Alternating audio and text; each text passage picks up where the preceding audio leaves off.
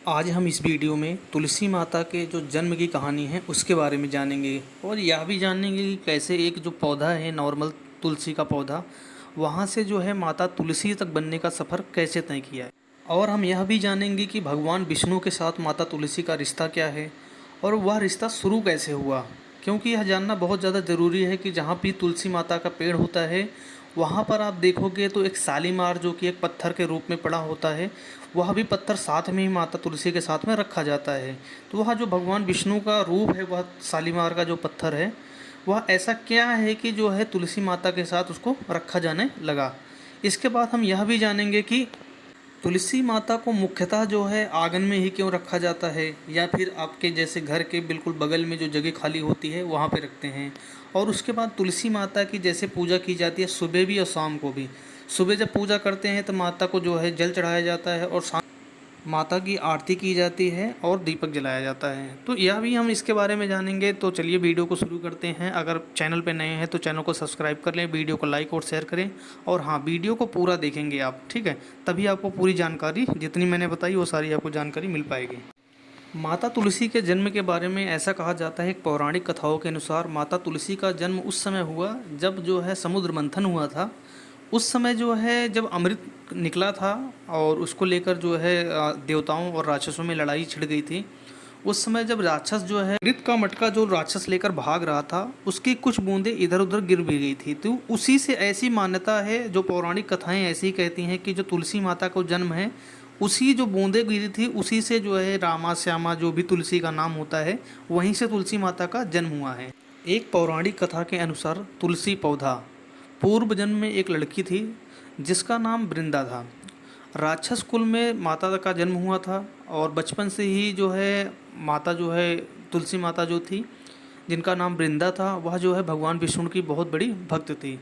बड़े ही प्रेम से भगवान की सेवा पूजा किया करती थी। जब वह बड़ी हुई तो उनकी जो शादी है राक्षस कुल के ही दानव राज थे, उनका नाम था जलंधर, उनके साथ जो वृंदा थी उनकी जो है शादी कर दी जाती।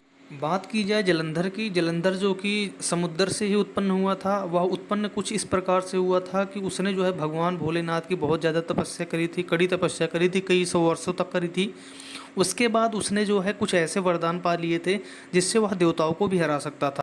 जो जलंधर था या भगवान भोलेनाथ से ऐसे वरदान मिले थे इसको कि यह जो है इंद्रासन को भी जीत सकता था। तो और किसी भी देवता से यह जो है लड़कर जीत सकता था, क्योंकि भगवान भोलेनाथ ने इसको ऐसा आशीर्वाद दिया था। इसीलिए यह जो है समुद्र से उत्पन्न हुआ जो जलंधर राक्षस था यह किसी से डरता नहीं था। वहीं दूसरी तरफ बात की जाए जो वृंदा थी तुलसी माता, वह जो है काफ़ी पतिव्रता स्त्री थी और सदा अपने पति की सेवा में लगी रहती थी। एक बार होता क्या है कि जो है एक बार जो है देवताओं और दानवों के बीच जो है बहुत बड़ा युद्ध छिड़ जाता है और उस समय जो है जलंधर भी जो है उस युद्ध में शामिल होता है। तो जब जलंधर युद्ध में जाने लगा तो जो है वृंदा ने, जो माता तुलसी है, उन्होंने कहा स्वामी आप युद्ध में तो जा रहे हैं, आप जब तक युद्ध में रहेंगे मैं पूजा पाठ कर कर आपकी जीत का अनुष्ठान करती रहूँगी। तो मतलब जब वो जलंधर जा रहा था कि एक राक्षस था, लेकिन वृंदा जो थी अपने पति के लिए जो है तत्पर थी, इसीलिए जो है वह भगवान विष्णु को मानती थी और उन्होंने जो है उसके लिए पूजा व अनुष्ठान शुरू कर दिया। और वृंदा ने यह प्रण लिया कि जब तक मेरे स्वामी युद्ध से वापस नहीं आते हैं तब तक मैं जो है यह पूरा अनुष्ठान करती रहूँगी और मैं तब तक संकल्प करती हूँ कि मैं जो है इस पूजा से उठूँगी नहीं और लगातार जो है पूजा मैं करती रहूँगी जब तक हमारे स्वामी वापस नहीं आ जाती। उधर वृंदा के पति जो है जलंधर हैं जो है कि युद्ध के लिए चले जाते हैं और इधर जो है माता जो है तुलसी जो है अपना जो संकल्प अपने पति के से ले रखी होती हैं वह लेकर जो है पूजा के लिए बैठ जाती हैं। और उधर जाकर जलंधर और देवताओं के बीच जो है युद्ध काफ़ी समय से छिड़ा होता है। वहाँ पर जाकर जलंधर और देवताओं से युद्ध करने लगता है। काफ़ी समय बीत जाने के बाद भी युद्ध का निर्णय नहीं निकल पा रहा था, ना ही राक्षस जीत रहे थे ना ही देवता जीत रहे थे। और बाद में कई बार ऐसा भी हो कि जो है राक्षस हो जाए जीतने वाले, ऐसा हो जाता था। तब उस समय ऐसा हुआ कि जो देवता थे सारे के सारे घबराने लग गए कि ऐसा था कि जो जलंधर राक्षस था वह इतना ताकतवर था, उसको कोई हरा नहीं पाता था, क्योंकि भगवान भोलेनाथ का उसको आशीर्वाद प्राप्त था। इसको देखते हुए देवताओं ने एक निर्णय किया और वह जो है सब डर के मारे जो है सब भागने लगे और उनमें से कुछ देवता जो है भगवान विष्णु के पास पहुँचते हैं।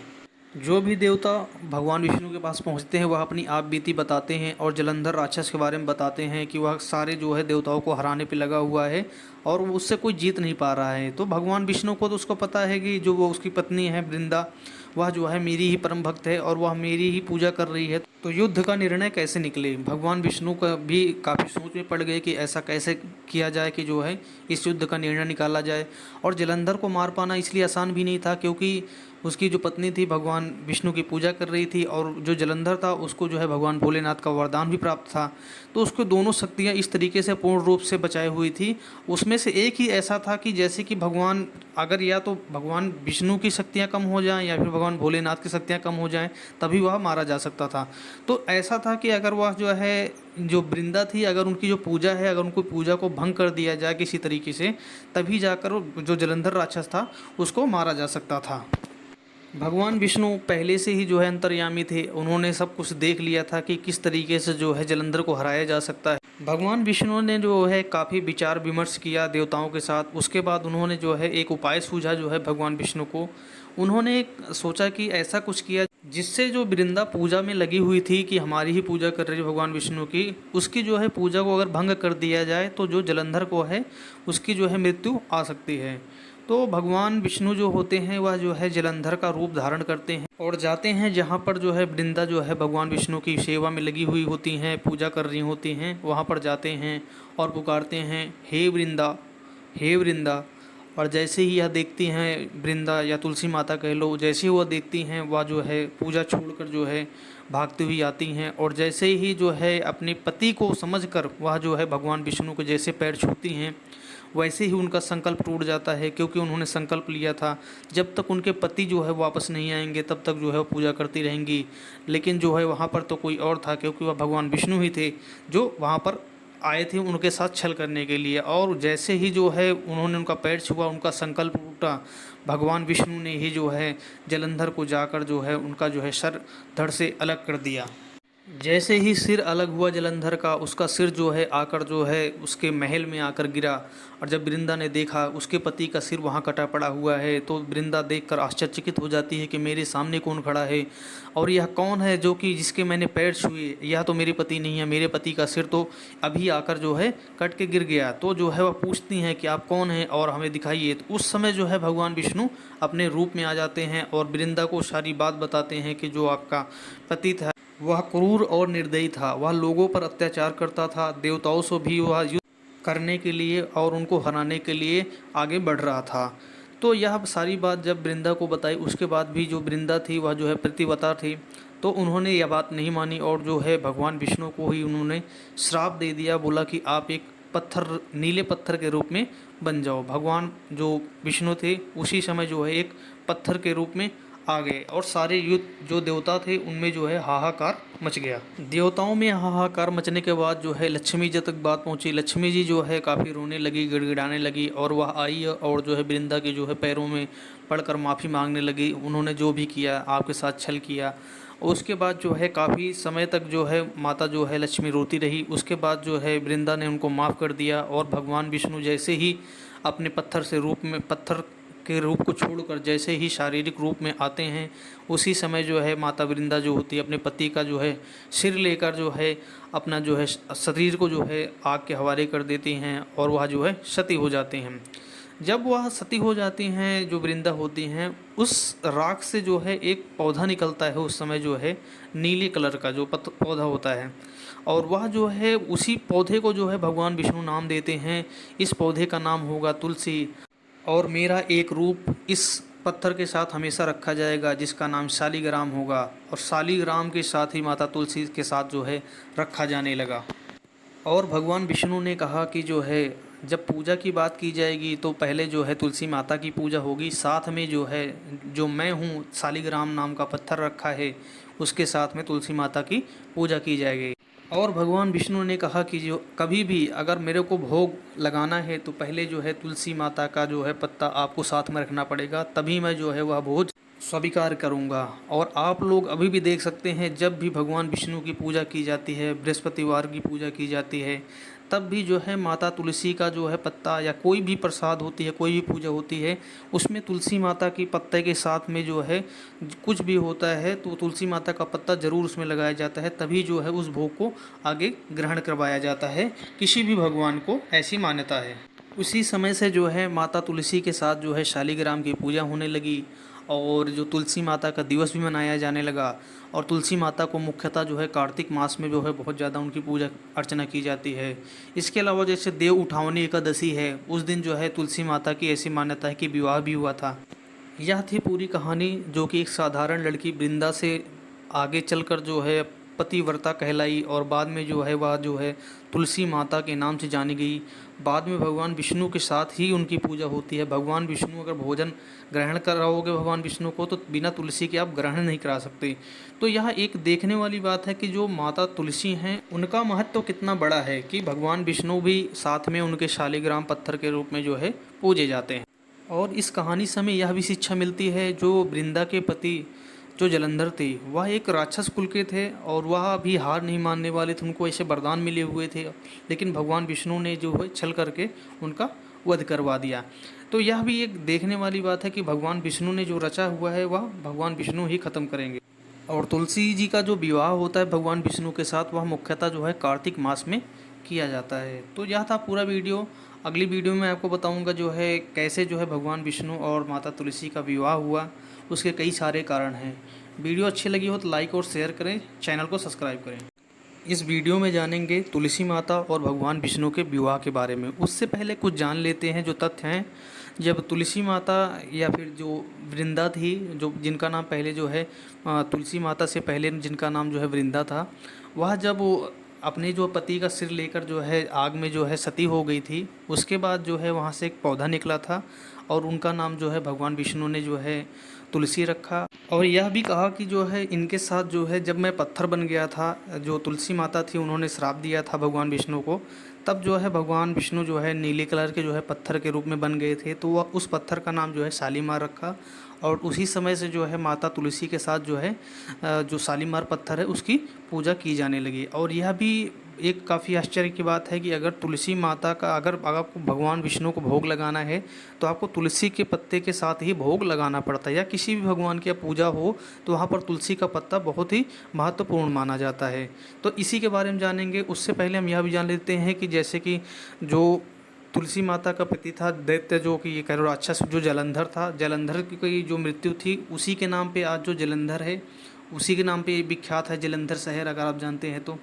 उसी जो सती जो वृंदा हैं या फिर तुलसी माता कह लो, जो उनका जो मंदिर है वहीं पर स्थित एक जो है मोहल्ला कोट किशनचंद में स्थित है, जो कि काफ़ी फेमस मंदिर माना जाता है तुलसी माता का। कहते हैं यहाँ पर एक मंदिर, जो यह मंदिर है जो किशनचंद में स्थित है माता तुलसी का, इस स्थान पर एक प्राचीन गुफा है। और वह गुफा जो है वहाँ से लेकर जहाँ पर ये मंदिर स्थित है, वहाँ से लेकर यहाँ हरिद्वार तक गुफा का जो पहुँचाव है हरिद्वार तक माना जाता है। सच्चे मन से 40 दिन तक जो सती वृंदा थी, वह जो है देवी के रूप में जो अगर कोई पूजा करता है तो उसकी सारी मनोकामना पूरी की जाती है। जो माता तुलसी के मंदिर में 40 दिन तक लगातार पूजा करता है, ऐसी मान्यता है। जिस घर में माता तुलसी होती है वहाँ यम के दूत कभी भी असमय नहीं आ सकते हैं। मृत्यु के समय जिसके प्राण कभी भी निकल रहे होते हैं, आप लोगों ने भी देखा होगा, उस समय जो है तुलसी रहित जो है मंजरा जो है और साथ में गंगा जल मिलाकर जो है उसके गले में पानी डाला जाता है। यह पापों से मुक्त करता है और बैकुंठ धाम को प्राप्त होता है, ऐसा भगवान विष्णु ने कहा था। और यह आज सत्य होते हुए दिखाई देते हैं। जो मनुष्य तुलसी व आंवला की छाँव में अपने पितरों को श्राद्ध करता है, उसके पितृ को मोक्ष की प्राप्ति होती है। तुलसी के जो मुख्यतः है 3 प्रकार की तुलसियाँ होती हैं। एक कृष्णा तुलसी जिसे श्यामा तुलसी कहते हैं, एक रामा तुलसी कहते हैं, और एक सफ़ेद तुलसी होती है। तो यह जो तीनों की तीनों तुलसी है भगवान विष्णु को प्रिय मानी जाती हैं। और यह भी जानते हैं कि किस जगह घर में तुलसी का पौधा लगाएं तो ज़्यादा महत्वपूर्ण माना जाता है। तुलसी का जो पौधा है घर के दक्षिणी भाग में नहीं लगाना चाहिए। घर के दक्षिणी भाग में लगा हुआ तुलसी का पौधा फायदे और नुकसान पहुंचा सकता है। तुलसी को जो है घर के उत्तर दिशा में लगाना चाहिए। ये तुलसी के लिए शुभ दिशा मानी जाती है। अगर उत्तर दिशा में तुलसी का पौधा लगाना संभव ना हो तो पूर्व दिशा में तुलसी का पौधा लगा सकते हैं। रोज़ तुलसी पर जल चढ़ाएं और शाम को जो है तुलसी के पास दीपक जरूर जलाएं। यह जो है आपके घर के लिए बहुत ज़्यादा महत्वपूर्ण माना जाता है। बात करें भगवान विष्णु और माता तुलसी के विवाह की, तो यह भी काफ़ी रोचक कहानी है। जैसा कि आपको पता है कि माता तुलसी जो है जब सती हो गई थी, उसके बाद जब एक तुलसी का पौधा निकला था, तो वहाँ पर भगवान विष्णु ने जो है शालीमार का जो बने हुए थे जब भगवान विष्णु, तो उन्होंने बोला था जैसे कि तुलसी माता का पूजन होगा साथ में मेरा भी पूजन होगा। क्योंकि माता तुलसी जो है सती हो गई थी, तो भगवान विष्णु ने उसी समय कहा कि जो है हमारा शालीमार पत्थर और जो तुलसी माता है, इनका जो है हर साल कार्तिक के माह में जो है देव उठावनी एकादशी होती है। उस दिन जो है जो भक्त जो है तुलसी माता और शालीमार के पत्थर के साथ जो है विवाह करवाएगा, उसको जो है यशस्वी फल प्राप्त होता है। और कार्तिक माह के जो देवस्थान एकादशी या द्वादशी एकादशी के दिन जो है तुलसी और शालीग्राम के रूप में विवाह करने की परंपरा अभी चलती आ रही है। तुलसी विवाह आयोजन करने के लिए महिलाओं को सौभाग्य प्राप्ति होती है। देव उठावनी एकादशी व द्वादशी दोनों ही दिन अलग अलग मान्यताओं के अनुसार तुलसी और साथ में जो शालीमार का जो पत्थर होता है उसके साथ जो है विवाह का आयोजन किया जाता है। मान्यता यह भी है इस दिन जो है तुलसी विवाह के जो शादी की सारी रस्में पूरी की जाती हैं। पौराणिक कथा की एक पाठ होता है जिसे तुलसी मंगलाष्टक के नाम से जाना जाता है। यह पाठ करना भी बहुत ज़्यादा ज़रूरी होता है। ऐसा करना तुलसी माता और भगवान शालीमार सभी मनोकामनाएं पूरी करते हैं। अगर आप भी जो है तुलसी माता का विवाह करना चाहते हैं तो उस समय जो है जो पूजा की लिस्ट होती है, सामग्री होती है, वह बता रहा हूँ। पूजा में जो है पूजा की जो है मूली होती है, आंवला, बेर, शकरकंद, सिंघाड़ा, मूली, सीताफल, अमरूद, अन्य जो उस समय के जो फल होते हैं वह आप ले सकते हैं। मंडप को तैयार करें और उसके बाद गन्ने, भगवान विष्णु की प्रतिमा हो गई, भगवान भोलेनाथ की प्रतिमा हो गई, और साथ में जो है तुलसी का एक पौधा, चौकी, धूप, दीपक, वस्त्र, माला, फल, सुहाग का सामान, सुहाग का प्रतीक, लाल चुन्नी, साड़ी, हल्दी, यह सारा सामान लेने के बाद जो है आगे जो है शादी की जो विधि होती है उसकी शुरुआत की जाती है। तुलसी विवाह विधि की बात की जाए कि तुलसी विवाह के लिए एक चौकी पर जो है आसन बिछाकर तुलसी और शालीग्राम की जो मूर्ति होती है उसको स्थापित करें। चौकी के चारों ओर गन्ने का एक मंडप बनाएं और उसके बाद कलश की स्थापना करें। सबसे पहले कलश और गौरी गणेश का पूजन करें। अब माता तुलसी और भगवान जो शालीमार को धूप, दीप, वस्त्र, माला, फूल अर्पित करें। उसके बाद तुलसी माता को श्रृंगार का सामान, लाल चुनरी चढ़ाएं। ऐसा करने से जो है सुखी वैवाहिक जीवन का आशीर्वाद मिलता है। पूजा के बाद तुलसी का जो मंगलाष्टक का पाठ करें, यह बहुत ही महत्वपूर्ण और बहुत ही ज़रूरी होता है। यह करना बहुत ही महत्वपूर्ण है। अगर आप यह नहीं करते तो वह समझ लो पूजा सफल नहीं होती है। हाथ में आसन सहित शालीमार को जो है लेकर तुलसी के साथ 7 फेरे लें और फेरे लेने के बाद भगवान विष्णु और तुलसी की आरती करें। पूजा के बाद जो है अगर शादी का पूरा जो है समापन हो जाता है, उसके बाद जो है प्रसाद जरूर बांटें। प्रसाद बांटने के बाद सभी को प्रसाद वितरण करने के बाद ही आप प्रसाद ग्रहण करें। कहते हैं इस मंत्र का जाप नियमित रूप से तुलसी के पत्तों और पौधों के साथ छूते हुए करना चाहिए। मान्यता है कि इससे व्यक्ति की सभी इच्छाएं पूर्ण होती है। जो तुलसी माता का जो एक मंत्र है, महाप्रसाद जननी सर्व सौभाग्यवर्धनी आदि व्याधि हरा नित्या तुलसी त्वा नमस्तुते, यह जो मंत्र है बहुत ही महत्वपूर्ण है और इसका जाप करते हुए जो है माता तुलसी के पैर छूते रहो। जो भी मनोकामनाएं होती हैं वह बहुत ही जल्द पूरी होती हैं। तुलसी विवाह के जो फ़ायदे हैं वह जान लेते हैं। तुलसी विवाह कराने से परिवार में सुख शांति बनी रहती है। परिवार में आने वाली हर एक बाधा जो है वह दूर हो जाती है। अविवाहित महिलाओं को जो है अच्छा पति मिलता है। तुलसी को कन्यादान करने से निसंतान को दंपतियों को संतान की प्राप्ति होती है। जीवन, घर, परिवार, सुख समृद्धि हमेशा बनी रहती है।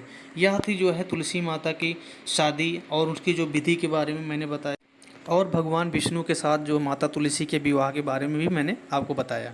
तो यह था पूरा वीडियो का सार। इस वीडियो में वह सारी चीज़ें बता दी गई हैं जो तुलसी माता से बहुत ही ज़रूरी माना जाती है और उनकी पूजा की विधि के लिए बहुत ही महत्वपूर्ण मानी जाती है। वीडियो कैसे लगी कमेंट करके ज़रूर बताएं। अगर अच्छी लगी हो तो लाइक और शेयर ज़रूर करें, और चैनल पर अगर नए हैं तो चैनल को सब्सक्राइब ज़रूर कर लें। और हाँ, जो मैंने तुलसी माता का एक मंत्र पढ़ा था उस मंत्र को ज़रूर आप पढ़ें, और जब भी सुबह या शाम को पूजा करते हैं तो तब भी पढ़ें, क्योंकि तभी माता तुलसी बहुत जल्दी। आज हम इस वीडियो में जानेंगे जो तुलसी माता की व्रत कथा है उसके बारे में। और किस तरीके से जो है तुलसी माता के जो व्रत की कथा करके आप कैसे मुक्ति पा सकते हैं, या भगवान विष्णु कैसे मुक्ति दिलाते हैं, या तुलसी माता कैसे मुक्ति दिलाती हैं, इसके बारे में हम जानेंगे। चैनल पे नए हैं तो चैनल को सब्सक्राइब कर लें, वीडियो को लाइक और शेयर करें, कहानी को पूरी देखें। जो ये व्रत कथा है काफ़ी अच्छी और महत्वपूर्ण है। एक बुढ़िया माता को कैसे जो है भगवान विष्णु और माता तुलसी ने जो है बैकुंठ दिलवाया। ज़्यादातर लोगों को बैकुंठ नहीं मिलता है, लेकिन यहाँ पर जो बुढ़िया माई हैं उनको जो है बैकुंठ की प्राप्ति होती है भगवान विष्णु और माता तुलसी की जो पूजा करने के कारण। एक गांव होता है, उसमें जो है एक बुढ़िया रहती है, उसका एक ही बेटा होता है। बुढ़िया माई बहुत गरीब होती हैं, उनके पति थे नहीं, तो जो है वह जो है बहुत ही गरीब होती हैं। लेकिन जो तुलसी माता की जो है वह बुढ़िया जो है हमेशा जो है पूजा करती थी, और उनकी जो है व्रत कथा जो है हमेशा बुढ़िया माता करती रहती थी। और जब वह बुढ़िया पूजा करती थी तो जो है माता की पूजा के साथ साथ पूरी जो माता की कथा होती थी, पूरी कथा संपन्न होने के बाद जो है वह बुढ़िया माई जो है तुलसी माता को यह एक ऐसा शब्द बोलती थी, और जो मतलब तुलसी माता को वह हमेशा बोलती आती थी। जैसे कार्तिक के महीने में बुढ़िया माता जो है तुलसी माता को जो है जल चढ़ाती थी, पूजा करती थी। पूजा संपन्न होने के बाद जो बुढ़िया थी वह हमेशा यही कहती थी, मुझे एक अच्छी सी बहू दे, पीताम्बर की धोती दे, मीठा मीठा घास दे, बैकुंठा में वास दे, चटक की चाल दे, पटात दे, चंदन की काट दे, रानी सा राज दे, दाल भात का भोजन दे, 11 की मौत दे, कृष्ण जी का कंधा दे। यह कहकर जो है तुलसी माता के जो है जल वगैरह चढ़ाकर पूजा वूजा करके जो है बाहर जाकर जो है प्रसाद का वितरण करती थी, और उसके बाद जो है वह चली जाती थी। काफ़ी समय तक तुलसी माता की जो है इसी तरीके से वह पूजा करती थी और यही बोलती थी जो मैंने अभी बताया, यह बोलती थी। तब एक दिन जो है तुलसी माता जो है काफ़ी ध्यान से सुना, और उसके बाद जो है काफ़ी मन में संकोच था, और उन्होंने जो है भगवान विष्णु से यह बात पूछी कि एक जो है हमारी बुढ़िया हैं, वह जो है हमें पूजा करती हैं हमेशा, लेकिन वह जो कुछ ऐसा मांग रही हैं वह सब कुछ मैं दे सकती हूँ, लेकिन जो श्री कृष्ण का कंधा है वह मैं कैसे दे दूँगी। तो जो है तुलसी माता काफ़ी जो है आश्चर्यचकित थी। भगवान विष्णु भी सोच में पड़ गए कि ऐसा क्या मांग लिया जो है। तो भगवान विष्णु तो अंतर्यामी हैं, उनको पता है कि कैसे कैसे क्या होना है। समय बीतता जा रहा था, और बुढ़िया की ने जो जो मांगा था सब कुछ धीरे धीरे करके मिलता शुरू हो गया। उसकी जो है बेटे की शादी हो गई, एक अच्छी बहू मिल गई, और जहाँ उसकी शादी हुई वहाँ से काफ़ी सारा धन भी मिला। तो जो भी बुढ़िया मांगती थी तुलसी माता से धीरे धीरे करके वह मिलता गया, और बुढ़िया जो है उसके बाद भी माता की जो है पूजा करती रहती थी, और वही बात बोलती रहती थी जो मैंने आपको बताया था। और यह एक ऐसी कहावत बोलती थी कि जो मतलब कि उसको जो चीज़ें मिलती जा रही थी उसके बाद भी वह कुछ चीज़ें जैसे पूरी होती जा रही थी। जैसे उन्होंने बोला था कि जब मैं मरूं तो उसके बाद मेरे को भगवान श्री कृष्ण का कंधा दे। तो ये इस चीज़ से काफ़ी ज़्यादा जो है तुलसी माता सोच में थी कि यह जब मरेगी बुढ़िया तो इसको मैं जो है भगवान जो है श्री कृष्ण का कंधा कहाँ से लाऊंगी। तो भगवान विष्णु के पास दोबारा जो है जाती हैं तुलसी माता, और उनसे बात करती हैं, कहती हैं ऐसी ऐसी समस्या है। तो भगवान जो विष्णु होते हैं वह जो है तुलसी माता को समझाते हैं, और कहते हैं कि उस बुढ़िया को तुमने सब कुछ दे दिया है, जब वह मरेगी तो मैं कंधा देने भी चला जाऊंगा, और आप इस चीज़ से निश्चिंत रहिए। और यह कहकर जो है भगवान विष्णु जो है अंतर्ध्यान हो जाते हैं, और जो तुलसी माता है वह भी अपने जो समस्याओं से उनको ये पता चल जाता है, अब जो है भगवान विष्णु ने बोल दिया है कि जब वह मरेगी तब जो है वह कंधा देने ज़रूर जाएंगे, और अब तुलसी माता जो है बिल्कुल निश्चिंत हो जाती हैं। समय बीतता जाता है, और जो बुढ़िया होती है वह जो है तुलसी माता और शालिग्राम हैं उसकी जो है पूजा करती रहती हैं लगातार। और काफ़ी समय बीतने के बाद जो है उनके घर में जो है चहचहाते हुए जो है बच्चे भी आ जाते हैं, और उनके घर में जो है एक बेटे का जन्म होता है। तो जो है उनकी जो बुढ़िया थी उसको सारे सुख का जो है सुविधाएं धीरे धीरे मिलनी शुरू हो चुकी थी। और इसी सारे क्रम में होते होते जो है एक दिन जो है बुढ़िया मर जाती है, और सब लोग जो है आते हैं जो है, और बुढ़िया माई का जब कंधा देने की बारी आती है तो सब लोग उठाने की कोशिश करते हैं, लेकिन जो माता का जो बुढ़िया माई होती है उनका जो है कंधा देने के लिए कोई उठा ही नहीं पाता है। तो उस समय जो है ऐसा होता है कि काफ़ी लोग परेशान हो जाते हैं कि जो बुढ़िया को जो है उठाकर आखिर कैसे हम ले जाएंगे शमशान घाट तक। तो सब लोग इतने परेशान हो जाते हैं, किसी से उठ ही नहीं रही हैं। तो काफ़ी ज़्यादा समस्याओं के बाद जो है कुछ समय बाद जो है भगवान विष्णु जो है अपने एक 12 साल के बच्चे का रूप धारण करते हैं, और आते हैं जो है भगवा धारण करके, और वह आकर जो है कहते हैं कि मैं जो है एक बार जो है प्रयास करूंगा जो है माता जी को ले जाने के लिए। तो जाकर जो है माता के पहले कानों में जाकर जो है बालक जो होते हैं भगवान विष्णु, वह जाकर माता के कानों में कुछ कहते हैं। वह जो है माता सुनकर जो है एक बार मुस्कुराती हैं और उसके बाद जो है उनको लेकर चले जाते हैं। जो भगवान विष्णु कहते हैं बुढ़िया माई के कान में, वह कहते हैं कि बुढ़िया माई मन की निकाल ले, पीताम्बर की धोती दे दिया, मीठा मीठा घास दे दिया, बैकुंठा में वास दे दिया, चटक की चाल ले ले और पटक की मौत ले ले, कृष्णा जी का कंधा भी ले ले क्योंकि मैं आ गया हूँ। यह कहते हुए जो है भगवान विष्णु जो है उनका जो है उठाते हैं और ले जाते हैं शमशान घाट की ओर। तो बुढ़िया को वह सारी चीज़ें जो है मिल जाती हैं। माता तुलसी की जो है जैसे वह पवित्र तरीके से जो है पूजा करती है, व्रत कथा करती है, उस तरीके से जो है बुढ़िया को सब कुछ मिल जाता है। और उसी तरीके से जब भगवान विष्णु जी आते हैं अगर कंधा देने के लिए, तो आप सोच सकते हैं कितनी बड़ी वह भगत थी कि जो भगवान विष्णु को यह कहना पड़े कि अगर यह मरेगी तो जो है मैं आऊँगा जो है इसका जो है कंधा देने के लिए। और वह भगवान विष्णु आते हैं और उसको जो है कंधा देकर जाते हैं शमशान घाट तक। वहाँ से भगवान विष्णु उसकी आत्मा को अपने साथ लेकर बैकुंठवास चले जाते हैं। और तुलसी माता यह देखकर बहुत खुश होती और भगवान विष्णु के जो है सामने हाथ जोड़ती हैं और कहती हैं, प्रभु आपने जैसे कि कहा था कि आप उनको जो है बैकुंठवास ले जाएंगे, आप ले जा रहे हैं। तो जो भी हमारी जो पूजा करेगा और जो हमारी व्रत कथा करेगा उसको इसी तरीके से जो है मोक्ष की प्राप्ति होगी। तो यह थी जो है तुलसी माई की जो है कथा, जो कि एक बुढ़िया की कहानी थी, काफ़ी अच्छी थी। और आप जैसे कमेंट करके बताएं वीडियो कैसे लगी। अगर अच्छी लगी हो तो लाइक और शेयर करें और चैनल पर नए हैं तो वीडियो को सब्सक्राइब जरूर करें। माता तुलसी ने क्यों दिया था भगवान विष्णु को श्राप, आज हम इसके बारे में जानेंगे। जो पूरी ब्रह्मांड के कर्ता धर्ता हैं, जिसके कारण से यह दुनिया शुरू हुई, जैसा कि हमारे वेदों पुराणों में लिखा हुआ है, सबसे पहले जो है भगवान विष्णु ही जो है उन्होंने ही जो है सृष्टि में अवतार लिया था। उसके बाद ही मानव युग की शुरुआत होती है। फिर भगवान भोलेनाथ, ब्रह्मा, उसके बाद जितने देवी देवता हैं उन सब की शुरुआत होती है। उन्हीं में माता तुलसी का भी नाम आता है। इसके पीछे की बहुत बड़ी कहानी है, आप सभी को पता है। इन सब के बारे में जानेंगे। जो पूरी सृष्टि के रचयिता हैं भगवान विष्णु, उनको माता तुलसी ने क्यों दिया था श्राप, इसके बारे में आज हम जानेंगे। इसके पीछे तो कोई भी चीज़ होती है उसके पीछे भगवान विष्णु की ही एक कहानी होती है। और वो उस कहानी में चाहे जैसे इनको कहा जाता है भगवान विष्णु को छलिया, छलिया का भेष बनाया श्याम चूड़ी बेचने आया। ऐसा ही इनको छलिया नहीं कहा जाता, इसका कई सारे कारण हो सकते हैं। जैसे कि अगर इनकी बात की जाए तो अगर आप महाभारत के युद्ध देखो तो खाटू श्याम जी, जिसको आप सभी लोग जानते हैं, उनके साथ भी जो है उन्होंने जो है भगवान विष्णु ने जो है कृष्ण, जब भगवान कृष्ण के रूप में थे तब उन्होंने जो है एक ब्राह्मण का रूप बनाकर उनके साथ छल किया। और छल क्या था, वह एक लिखा हुआ था भगवान विष्णु के द्वारा ही कि जब वो कृष्ण का अवतार लेंगे तब वह कुछ ऐसा करेंगे। यहाँ भी सेम चीज़ हुई है कि भगवान विष्णु ने ही लिखा हुआ था कि जब माता तुलसी की कहानी या उनका उत्पन्न होगा माता तुलसी की कहानी, तो वहाँ पर ऐसा क्या होगा कि भगवान विष्णु को माता तुलसी खुद श्राप देंगे। और आप सभी को अभी अभी की मान्यता की जाए तब काफ़ी समय से, उसके बाद से जब से तुलसी माता की जो है पूजा की जाती है, सबके घर में आंगन में खासकर तुलसी होती है। सुबह और शाम दोनों टाइम लोग जल भी चढ़ाते हैं, शाम को दीपक भी तुलसी माता के सामने रखते हैं। कुछ लोग तो ऐसा भी है कि हर साल जो है तुलसी माता के साथ भगवान विष्णु या शालिग्राम के साथ विवाह भी किया जाता है। तो इन सारी चीज़ों का एक ही कहानी के साथ जुड़ता है, वह है भगवान विष्णु। ऐसा क्या हुआ है कि जो तुलसी माता ने इनको श्राप दिया था, आइए जानते हैं इस वीडियो में।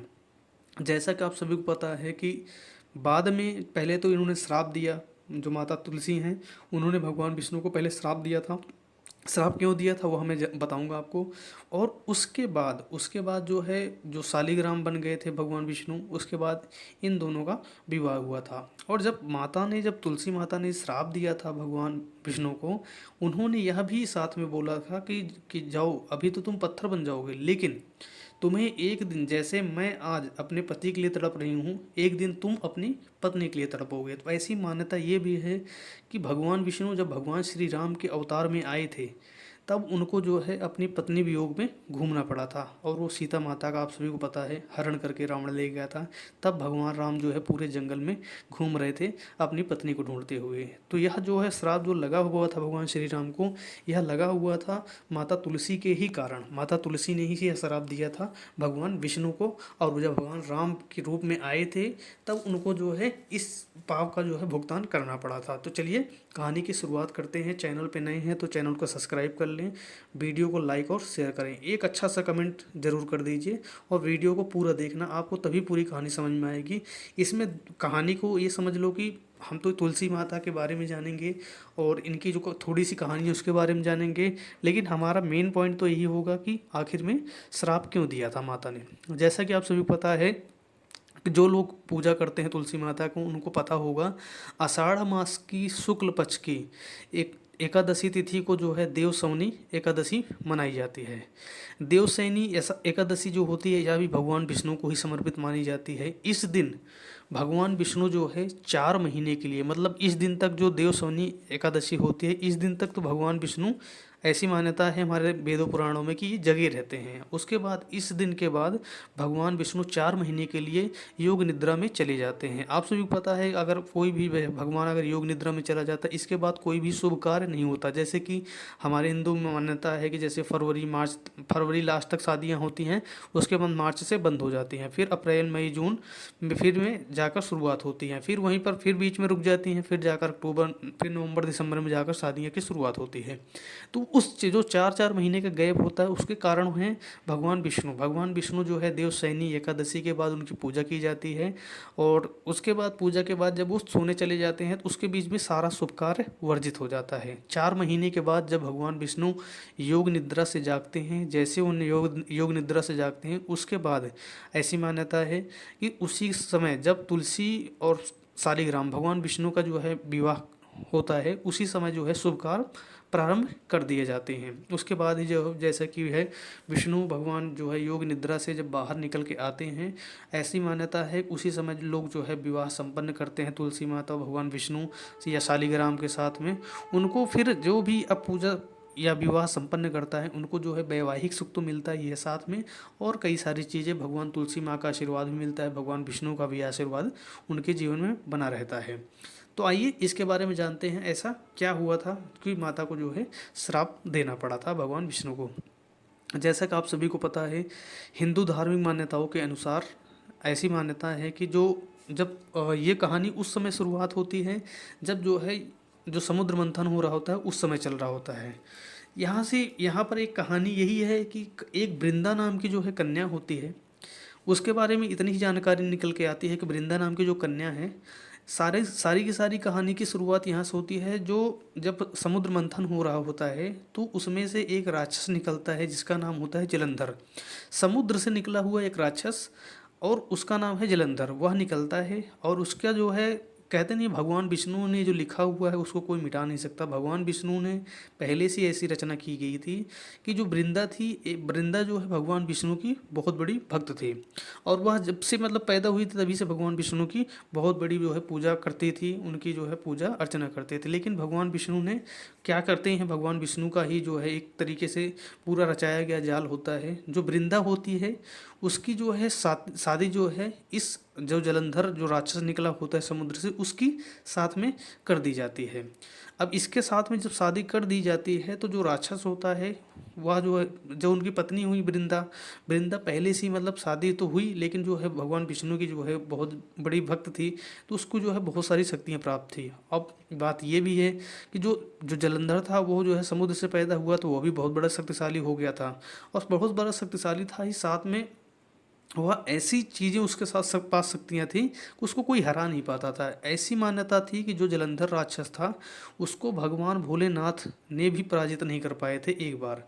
और इसके अलावा महादेव के अलावा जो है बहुत सारे तमाम देवताओं ने जो जलंधर नामक राक्षस था उसको हराने की कोशिश करी लेकिन उसको हरा नहीं पाया था। लेकिन इसका यह कारण नहीं था कि उसको हार नहीं रहा था, उसका कारण एक ही था कि जो उनकी पत्नी थी, जो वृंदा नाम की कन्या थी जिसका विवाह जलंधर राक्षस के साथ हुआ था, उसका क्या था, वो भगवान विष्णु की बहुत बड़ी भक्त थी। तो जितनी भी शक्तियाँ होती थी वह उसका जो है पतिव्रता जो धर्म है उसको निभाने में वह पूरी तरीके से सक्षम थी, और इसी कारण से उसको कोई भी, अभी बात यही थी कि अगर कोई देवता उनको हराया दे गए या फिर जलंधर मारा जाएगा, और जलंधर नहीं मारा जा रहा था तो उसका भी कारण उनकी पत्नी थी, क्योंकि वह भगवान विष्णु की बहुत बड़ी भक्त थी। इसीलिए जो है भगवान भोलेनाथ, बाकी जितने भी देवता जो थे, उन्होंने भरपूर प्रयत्न कर लिया जलंधर राक्षस को हराने के लिए, लेकिन वो हरा नहीं पाए।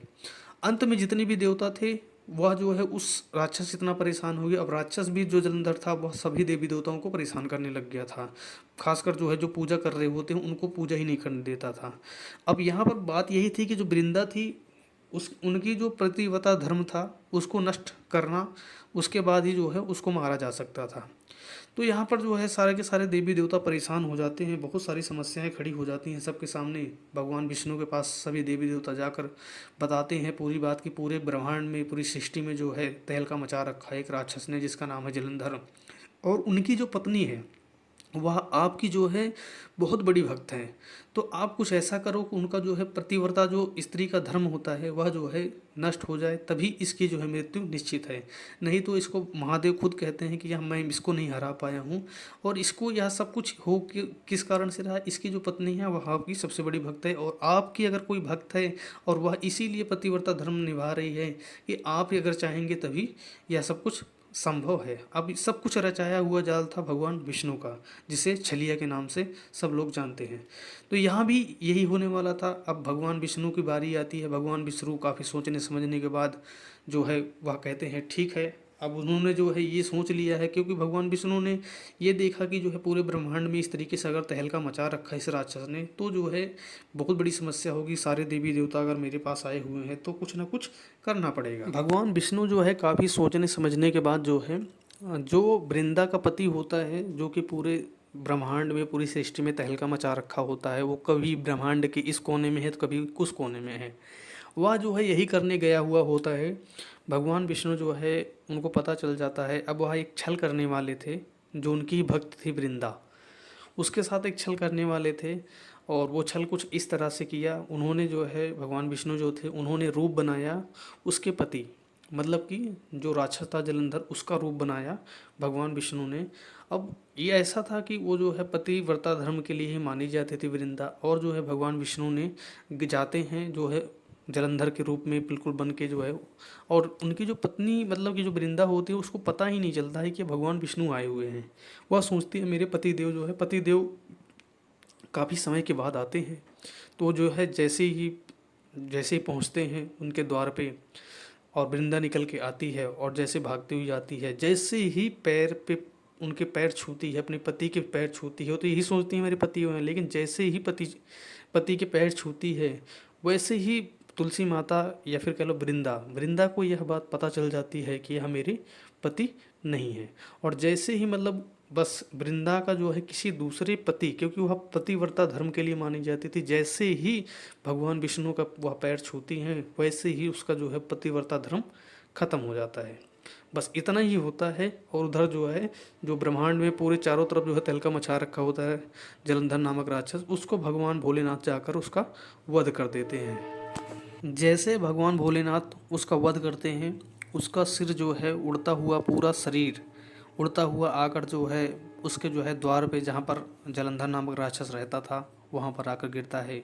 और भगवान जो वृंदा होती है उनकी पत्नी जो है, उनको इस छल के बारे में पता चलता है।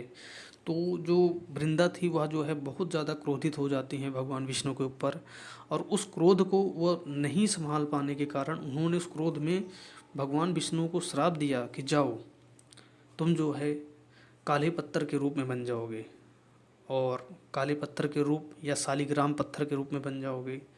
और उसके बाद जो है यह भी कहती हैं साथ में कि जाओ, जिस तरीके से मैं अपने पति व्रता धर्म के लिए जानी जाती थी और मैं अपने पति के लिए तड़पूंगी, अभी तड़पूंगी, और इसी तरीके से एक समय तुम्हारा भी आएगा, तुम अपनी पत्नी के लिए तड़पोगे।